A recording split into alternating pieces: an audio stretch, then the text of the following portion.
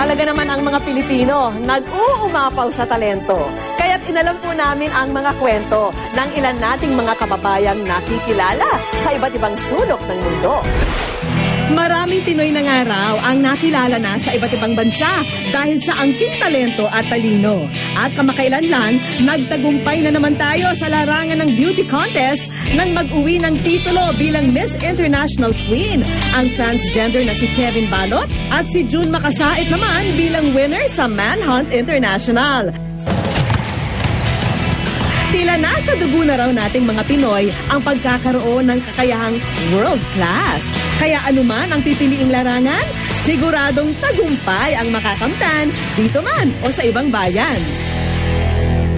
Katulad ng mga nakilala naming Pinay na maski na mayagpag na sa ibang bayan, pinili pa rin na ang Pilipinas ay balikan. Inspirasyon ko din yung magkwento. Sinasabi ko yung kwento ko, kinikwento ko siya through images. So, hindi ako nagsusulat, pero kinikwento ko siya through images. Trademark ng multimedia artist na si Jazel Christine Villamarin ang mga photo collage o imaheng binubuo mula sa ginupit na mga larawan na siya mismo ang kumuha. Mula raw sa kanyang mga paglalakbay sa loob at labas ng bansa ang mga larawang ito. Dahil sa kakaiba niyang mga obra, nabigyan siya ng pagkakataong mahasa ang kanyang sining sa bansang France. Merong isang cultural attaché ng City Hall ng Paris na pumunta dito sa Manila. Nagustuhan niya yung mga gawa ko, tapos naimbitahan ako mag-artist residency sa Paris. Siguro total ng mga 10 months to a year. Malaking karangalan na bigyan ka ng opportunity bilang isang Pinoy na i-represent yung bansa mo. Matagal na raw pinangarap ni Jazel na magpunta ng France. Ang childhood dream na ito ang nagtulak sa kanya para pagbutihin ang kanyang trabaho. Pangarap ko nung bata pa lang ako, pagpa-picture background ng Eiffel Tower. Kasi elementary pa ako noon. Tapos gumawa ako nag-collage na ako, nag-cut and paste ako ng mga images galing sa magazine. Tapos meron akong picture talaga na sa Eiffel Tower na pupunta ako doon, titira ako doon. Hango raw sa personal niyang mga karanasan ang kanyang mga obra na binibigyang inspirasyon din ng kanyang pamilya. Oo, sobrang ang laking impluwensya ng pamilya ko sa ginagawa ko. Siguro kung sino man tayo ngayon dahil sa pamilya natin. Parehong photographer ang magulang ni Jazel. Pagkatapos graduate sa kursong Mass Communication, napadpad siya sa industriya ng telebisyon, pelikula at teatro. At ngayon, dito sa isang art gallery sa Makati, matatagpuan ang mga likha niya. Lahat ng mga nakikita nyo dito, images ng mga pagkain na kinain ko, hindi lang sa France, kundi dito rin sa Pilipinas o iba-ibang lugar na pinuntahan ko. So pinagsama ko sila para magawa ng bagong kwento. Bukod sa mga larawan, may mga video at audio exhibit din dito. Pati ang kanyang mga collage, hinaluan na niya ng ibang mga sangkap.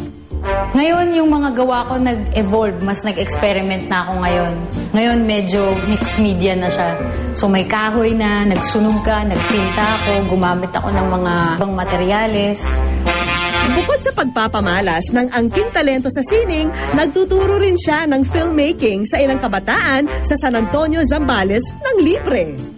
1, 2, 3. Marami ng bansang napuntahan si Jazel, pero para sa kanya, dito pa rin sa Pilipinas ang karapat-dapat na hantungan ng kanyang mga obra. Hindi mo kailangan lumayo para mahanap yung sarili mo eh. Sundan mo yung pangarap mo nung bata ka. Gawin mo yung inspirasyon para sa paglikha. Nahanap naman ni Cora Salumbides ang kanyang sarili sa pagtulong sa kapwa niyang mga guro. Pagkatapos graduate sa kursong BS Chemistry, ay nag-migrate si Cora patungong US noong 1960s para tapusin ang master's degree. Ownership of learning. I learned it my way. Pero nung taong 1993, bit-bit ang mga bagong kaalaman, nagbalik Pinas si Cora. Mula noon hanggang ngayon, nagbibigay si Cora ng mga seminar sa mga guro para mas epektibo nilang naituro ang subject na chemistry. Dito niya itinuturo ang paggamit ng mga alternatibo sa mga mamahaling laboratory apparatus, gaya ng hiniwang straw bilang pamalit sa spatula, Pipette na alternatibo naman sa beaker at acetate imbis na test tube. Sa ganitong paraan, mas marami raw estudyanteng makakasali sa mga hands-on activity, lalo na sa mga pampublikong paaralan. At ang talagang kahanga-hanga, libreng idinaraos ni Cora ang mga seminar na to. I don't look forward to how much money I'm going to make. It doesn't mean anything to me because the pleasure that I get from the teacher responding to me, money cannot buy. Ang pagiging mapagbigay ay isang katangian na kanya raw nakuha mula sa kanyang ama. And when I was growing up, I remember an incident. My dad helped a teacher get a job. The teacher gave us 2 kabans of rice, 2 manok, tsaka 1 pakwan. Sinuli niya. You know what my dad said? And I remember this very well. Kaya nga siya nagpapatulong sa akin humanap ng trabaho. Wala siyang trabaho, wala silang pera.